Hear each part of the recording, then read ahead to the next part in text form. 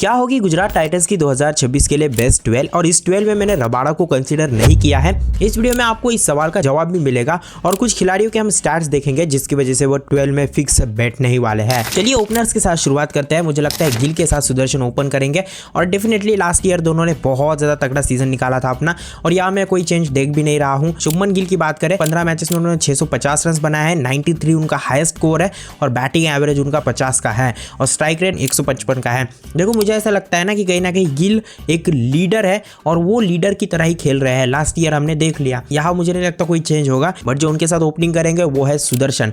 सुदर्शन ने last year orange cap जीती थी जिसमें उन्होंने 15 मैचेस खेले थे, 759 रन बनाए थे और सबसे बड़ी बात यह 54 का उनका एवरेज था और 156 का स्ट्राइक रेट था जो कि बहुत बढ़िया और उनका हाईएस्ट स्कोर 108 का था। दिल्ली कैपिटल्स के सामने वो आया था। देखो ये खिलाड़ी बहुत ज्यादा तगड़ा है और उम्मीद यही कर रहा हूँ कि सुदर्शन इस साल भी थोड़ा तगड़ा ही फॉर्म दिखाया। फिर उसके बाद हम नंबर 3 की बात करते हैं। यहाँ पे बटलर ही रहेंगे क्योंकि उन्होंने लास्ट ईयर 14 मैचेस में 538 रन बनाए थे जिसमें उनका हाईएस्ट स्कोर दिल्ली कैपिटल्स के सामने 97 आया था और सबसे बड़ी बात है एवरेज और स्ट्राइक रेट बहुत तगड़ा था। जहाँ उनका एवरेज मेरे हिसाब से 59 का था, 60 का लगभग, और जो स्ट्राइक रेट है वो 163 का था। 2024 उतना खास नहीं गया था तो 2025 में उन्होंने कमबैक किया था और 2026 में भी वैसा ही वो फॉर्म दिखाएंगे। नंबर 4 पे थोड़ा सा यहाँ पे दिक्कत है इस टीम को, लेकिन मुझे लगता है वाशिंगटन सुंदर इस जगह को अच्छे से भर सकते हैं। देखो काफी लोगों का मानना ये होगा कि ग्लेन फिलिप्स खेलेंगे या तो शाहरुख खान, लेकिन मुझे लगता है कि वाशिंगटन सुंदर, क्योंकि वो एक टेक्निकल बैट्समैन है, उन्होंने अपने आप को साबित किया है इंटरनेशनल लेवल पे बैटिंग से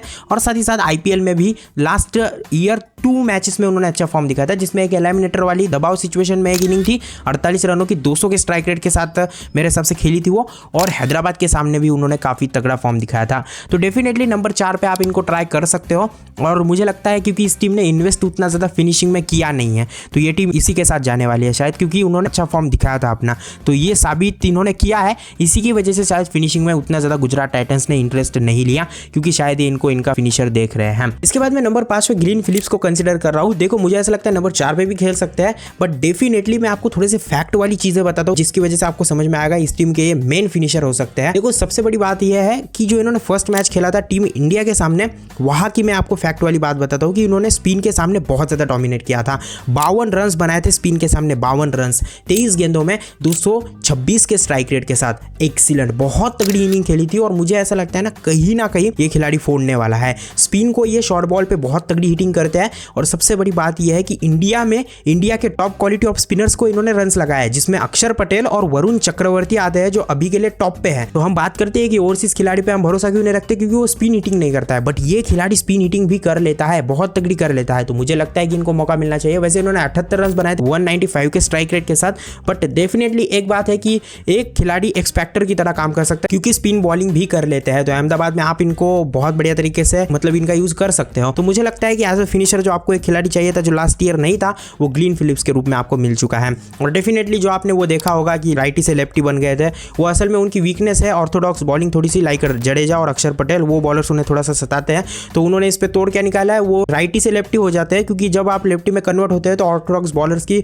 जो गेंदें हैं वो अंदर आने लगती है, तो उससे होता ही है कि वो अच्छे से खेलने में सक्षम रह पाते हैं और इसी की वजह से वो आपने जो वीडियोस देखे होंगे वो इसी की वजह से थे।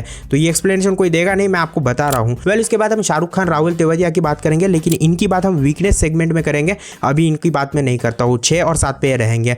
वेल उसके बाद जेसन होल्डर की बात करते हैं। ILT T20 में तगड़ा फॉर्म दिखाया बंदे ने, इकोनॉमी प्लस विकेट्स बहुत तगड़ी ली है, 15 विकेट्स 10 मैचेस में, साथ ही साथ मैं आपको बता दूं 6 की इकोनॉमी के साथ आया है और डेफिनेटली इन्होंने एक वर्ल्ड रिकॉर्ड भी बनाया है। इन्होंने 97 विकेट्स 1 कैलेंडर यानी कि एक ईयर में मेरे हिसाब से लिए है। इससे पहले 96 विकेट्स का रशीद खान के नाम था 2018 में, एक साल में उन्होंने सबसे ज़्यादा विकेट लिए थे T20 में, अब इनके नाम है ये रिकॉर्ड। और वैसे जेसन होल्डर क्योंकि अपनी सीम स्विंग के लिए बहुत तगड़े तरीके से जाने जाते हैं, तो आप एक आध पेसर को कम करके एक आध स्पिनर्स को मौका दे सकते हैं, एक आध ऑलराउंडर को मौका दे सकते हैं और उनसे फायदा उठा सकते हैं क्योंकि आपके पास वो एक ऑलराउंडर आ जाता है और हिटिंग एबिलिटी है बहुत तगड़ी जो कि हमने आईपीएल में देखी हुई है, तो बताने की जरूरत नहीं है। वैसे जेसन होल्डर एक्सपीरियंस खिलाड़ी आपके काम आएंगे और हाइट तो बहुत ज़्यादा है, 6.7 की हाइट है, तो मुझे लगता है बाउंसी जो पिच है अहमदाबाद की वहाँ ये काम कर सकते हैं। वेल हम रशीद खान की बात करते हैं। देखो ये खिलाड़ी ना वेस्ट इंडीज के सामने तगड़ा फॉर्म दिखा रहा है जिसमें इन्होंने 3 विकेट 4 की इकोनॉमी के साथ 2 इनिंग्स में लिया है। अब मैं स्टैट इसीलिए बता रहा हूँ क्योंकि यूएई के ग्राउंड पे आया है और स्पिन कंडीशन में आया है, लेकिन सबसे बड़ी बात यह है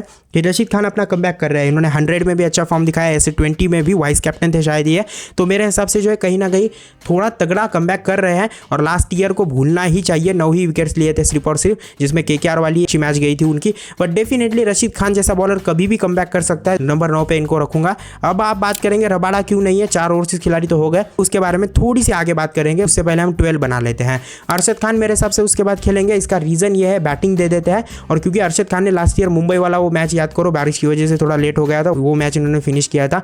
वेल उसके बाद स्मैट में 10 विकेट्स 6 की इकोनॉमी के साथ 5 इनिंग्स में लिया है। स्मैट में तगड़ा फॉर्म दिखाया है, इकोनॉमी बहुत बेहतरीन है इनकी, और आईपीएल का एक्सपीरियंस भी है थोड़ा सा। मुझे लगता है अरशद खान को ज्यादा मौके मिलने चाहिए। वेल क्योंकि ये बैटिंग दे देते हो तो इसीलिए कह रहा हूँ 10 नंबर तक आपके पास बैटिंग हो जाएगी, और इतनी अच्छी और ये तगड़ी गेंदबाजी करते हैं न्यू बॉल के साथ भी, तो मुझे लगता है इनको मौका देना चाहिए। वेल सिराज और कृष्णा दोनों खिलाड़ियों के बारे में क्या ही बात करूं। कृष्णा ने तो लास्ट ईयर पर्पल कैप जीती थी, तो उनके बारे में बात कर ही नहीं सकते, वो टीम से ड्रॉप नहीं हो सकते, और सिराज तो सिराज ही है। तो मुझे ऐसा लगता है कहीं ना कहीं जो है टीम की 12 ये होने वाली है। अब आप जो भी बात करेंगे कि कगिसो रबाडा को क्यों नहीं लिया, चलिए अब उनके बारे में बात करते हैं।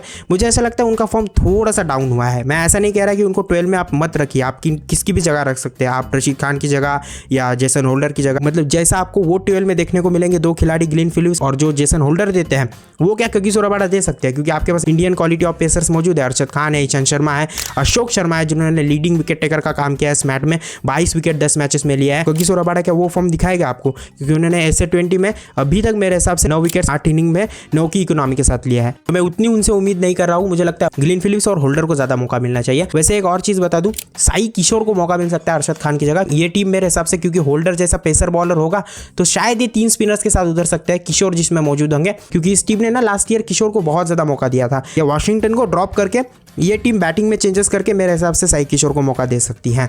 वेल इसी के साथ स्ट्रेंथ और वीकनेसेस की बात की जाए तो मुझे लगता है स्ट्रेंथ में सबसे बड़ी स्ट्रेंथ जो है टॉप ऑर्डर। देखो गिल, सुदर्शन और बटलर ने अपने आप को साबित किया है लास्ट ईयर, हम कौन है, किस क्वालिटी के है, ये मेरे हिसाब से उन्होंने बता दिया है। तो वेल इसी की वजह से मुझे लगता है टॉप ऑर्डर उनकी एक बड़ी स्ट्रेंथ होने वाली है। लास्ट ईयर जो इन्होंने 70% मैचेस जीते मेरे हिसाब से टॉप ऑर्डर के चलने की वजह से जीता है। और उसके बाद फास्ट बॉलिंग भी इनकी बड़ी स्ट्रेंथ है। 9 फास्ट बॉलिंग ऑप्शंस के साथ ये टीम उतर रही है, जिसमें इनके पास अशोक शर्मा और ईशांत शर्मा जैसे बेंच खिलाड़ी मौजूद है। तो इसी से आप समझ सकते हैं जो कि बहुत तगड़ा फॉर्म दिखाते हैं। और क्योंकि अरशद खान भी है जो मैंने आपको बता दिया, उसके बाद इनके पास नए नए गेंदबाज भी है, तो तगड़ी गेंदबाजी इनके पास मौजूद है, जिसकी वजह से मुझे लगता है कि इस टीम की वो स्ट्रेंथ है। और जो तीसरी स्ट्रेंथ है वो है इनकी स्पिन बॉलिंग। अगर तीनों स्पिनर्स बॉलर्स एक ही 12 में खेलते हैं, साई किशोर, उसके बाद सुंदर और उसके बाद मेरे हिसाब से रशीद खान, तो ये तगड़ी बात है। बस रशीद खान के ऊपर थोड़ा सा भरोसा कम रखूंगा मैं, क्योंकि उन्होंने लास्ट ईयर थोड़ा सा खराब फॉर्म दिखाया था। बट जैसे मैंने कहा कि वो कमबैक कर रहे हैं, तो मुझे लगता है कि कहीं ना कहीं जो है आईपीएल में उनको बहुत तगड़े तरीके से इस बार भी विकेट्स मिलेंगे। देखने वाली बात रहेगी, वो एक बड़ा सवाल है। अब आप बताइए आपके हिसाब से और कौन सी स्ट्रेंथ है। वेल उसके बाद हम वीकनेस की बात करते हैं। इसमें सबसे बड़ी जो वीकनेस आती है वो है मेरे हिसाब से फिनिशिंग की। अगर ग्लेन फिलिप्स का बल्ला नहीं चलता और सुंदर का भी बल्ला नहीं चलता है तो कौन है आपके पास? मेरे हिसाब से आपके पास राहुल तेवतिया, शाहरुख खान है। इन्होंने लास्ट ईयर मेरे हिसाब से बहुत ही ज्यादा गंदा फॉर्म दिखाया था, क्योंकि राहुल तेवतिया की अगर आप बात करेंगे 99 रन्स 167 के स्ट्राइक रेट के साथ आए थे। और जब हम शाहरुख खान की बात करते हैं, उनके तो 127 रन आए थे 7 मैचेस में, और वो भी 169 के स्ट्राइक रेट के साथ। स्ट्राइक रेट अच्छा है, बट एक जो हम ये भी बात करेंगे कि इनका टॉप ऑर्डर इतना चलता था कि मिडिल ऑर्डर को ज्यादा काम ही ये नहीं कर रहे थे। तो मेरे हिसाब से जो कहीं ना कहीं वो भी एक चीज है। तो इस साल अगर ज्यादा मौका मिलता है मेरे हिसाब से बैटिंग बेस्ट दिखानी होगी, क्योंकि बहुत ज्यादा बैक किया है शाहरुख खान और राहुल तेवतिया को मेरे हिसाब से। वेल इस वीडियो में बस इतना ही। कमेंट बॉक्स में आप जरूर बताना आप किस टीम के ऊपर 11-12 का वीडियो देखना चाहते हैं। मैंने शॉर्ट में बताया, लेकिन इन्फॉर्मेशन बहुत ज्यादा बता दी। कमेंट बॉक्स में अपनी राय बताना। नेक्स्ट वीडियो में थैंक्स फॉर वॉचिंग।